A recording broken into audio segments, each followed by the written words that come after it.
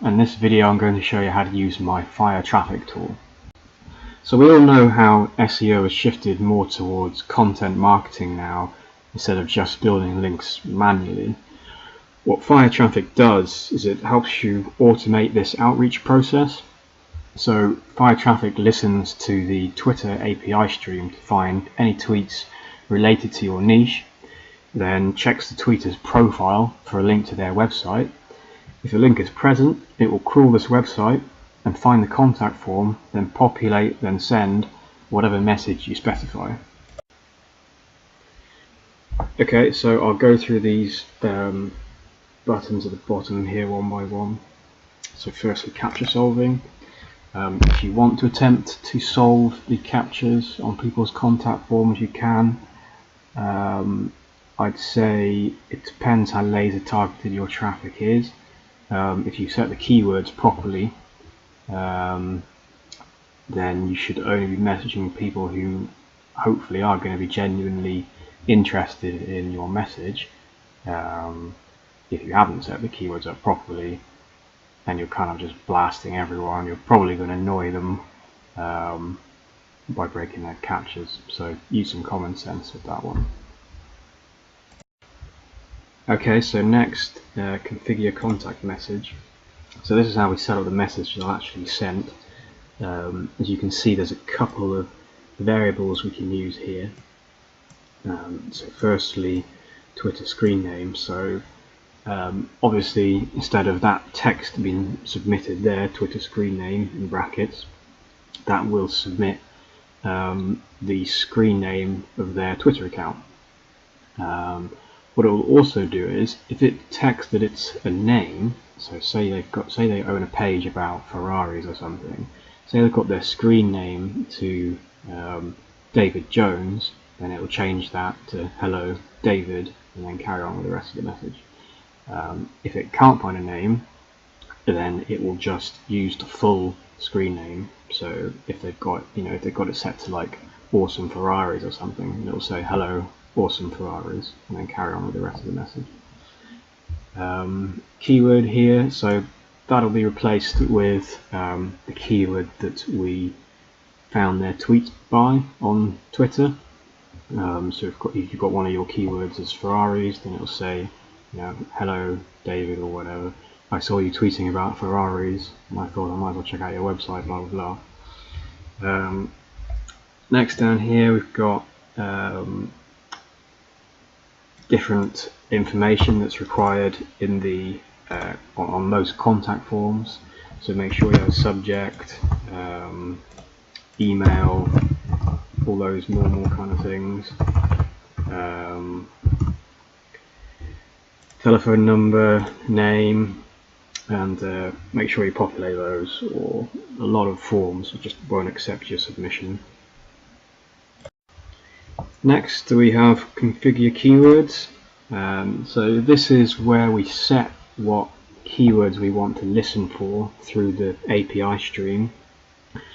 So you can put anything you like in here. I think you can have a maximum of about 5,000 if you really want to. I'll probably make some kind of importation system eventually. For now you just have to enter them manually, I'm afraid. So just enter what you want up there. Say you're into I don't know, dog training or whatever. You can have dog training tips or something like that, or you could just have dogs, but you might not want to send the message to every single company that says anything about dogs. I try and make it as laser targeted as you can. Okay, so next, proxies. You don't have to have proxies.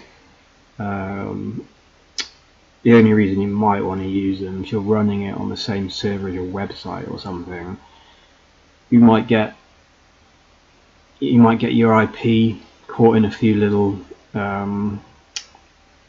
honeypots. Probably not, but you may want that. Personally, I don't use it myself though. Okay, and finally, out of these buttons, we've got the Twitter credentials. So I'll show you in another video that I'll put a link to under this video how to get Twitter API credentials. It's really easy, it's completely free, literally takes like 30 seconds or something. So once you've got your credentials, you just paste them in there. When that's empty, it'll tell you what goes where. And that's it for the buttons. So before we start, there's just a few little options I want to show you. Flush queues. So this is a setting that whenever we receive a tweet from the API, we put it in a queue to be crawled to see if we can submit the contact page form. If we're receiving tweets a lot faster than we're crawling the URLs we find, and they're put in a queue,